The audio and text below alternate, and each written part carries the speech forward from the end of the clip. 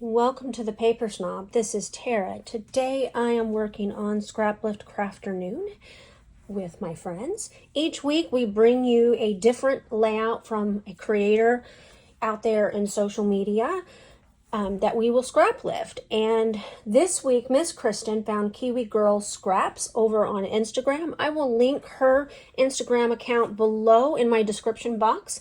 In that description box there is also a playlist for you to click on so that you can watch everybody's videos and see everybody's different takes on the chosen layout.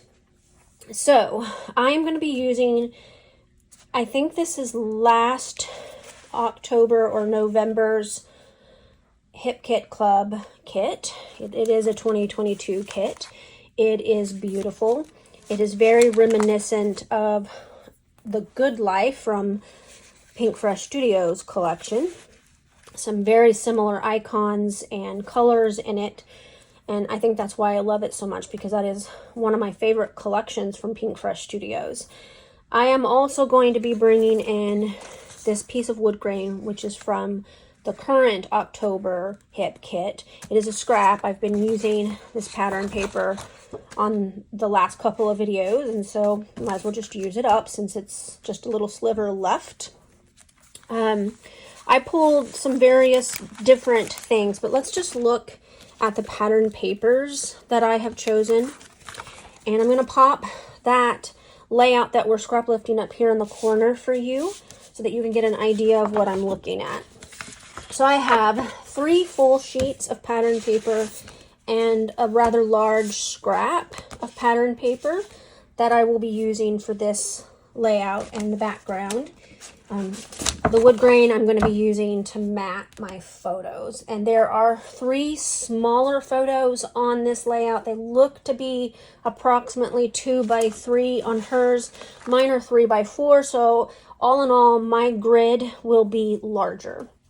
She also looks to have some stamping along the edge of her main background.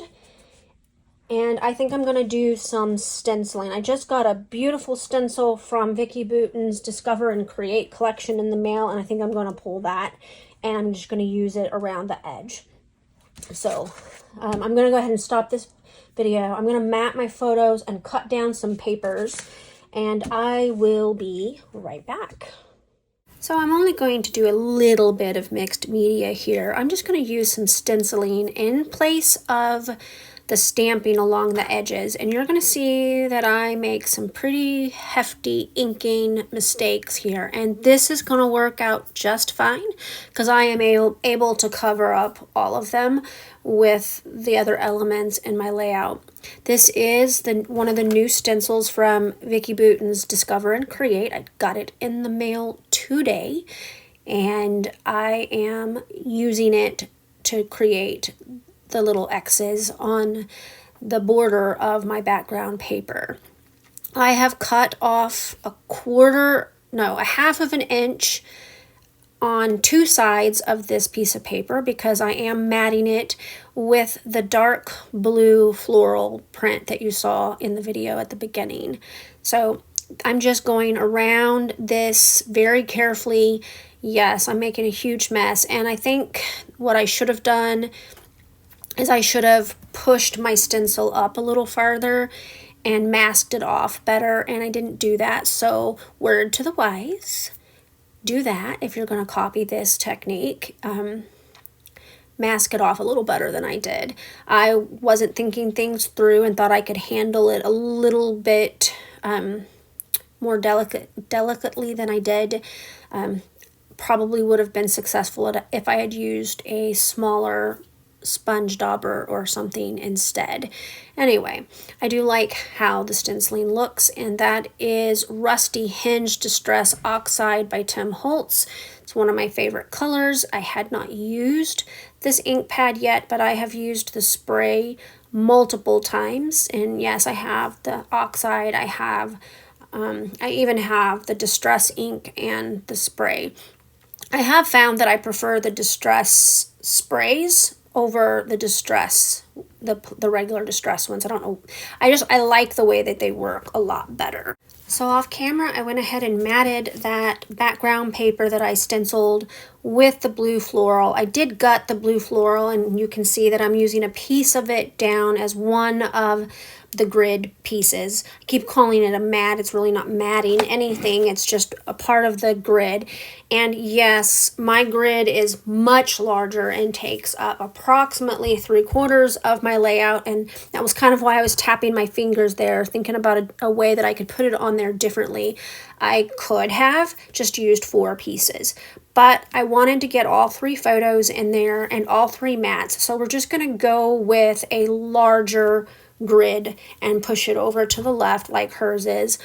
That means that my title will be on that bottom right rectangle for my grid. So I am digging through the pieces of ephemera, and I'm trying to find ones that I think will work with the theme of this layout. And I chose this collection because I knew it had tea elements in it.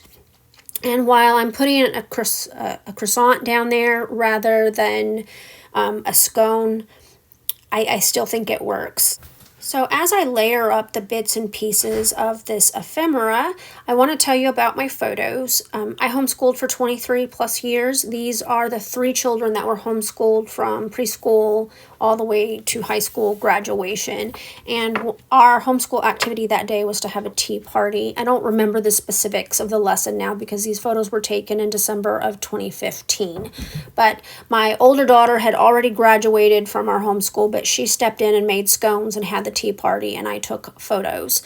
So what I'm doing is I'm alternating my phrases and wordy bits onto my blank rectangles, and I'm just adding in everything as I go. You know me, I'm going to make sure that I have place to journal, and that's what the little tag that says family time is, because homeschooling was always about family. We would gather together at the table, and we would work on our work, and then we would talk about the day's lessons, etc. When there were tests, I would separate them, you know how that goes. Anyway, so I'm pretty happy with how things are heading or laying out on this layout. I'm just kind of layering up the different elements. I found another tea related item up there. You can kind of see it up there in the top. I just grabbed it, and that's going to end up on there somewhere. And I do move things around a little bit when I stop to glue this layout together. So, but I'm happy with the way things are heading out, and you can see that I've covered up most of my stenciling mistakes. All right, I got this layout completely finished. I added some foam adhesive behind various elements on the layout, as well as I inked the edges of these lighter 2 mats so that they would stand out better. I was able to cover almost all of my stenciling mistakes. To be honest with you, I'm not incredibly worried about those. And you know, if you really, really wanted to, you could go in and add some splatters, and they, like this one that's standing out, wouldn't be as visible. But I am good with this layout, and I do want to thank you so much for coming to my channel today. I really appreciate those of you who take the time to like, comment, and or subscribe. If you are not a subscriber, I would love to have you subscribe. Just click that button below, and if you want YouTube to notify you when I put out new content, click the bell as well. Ooh, a rhyme. Anyway, thank you so much for being here today. I really appreciate all of you. Have a great rest of your Sunday. Bye.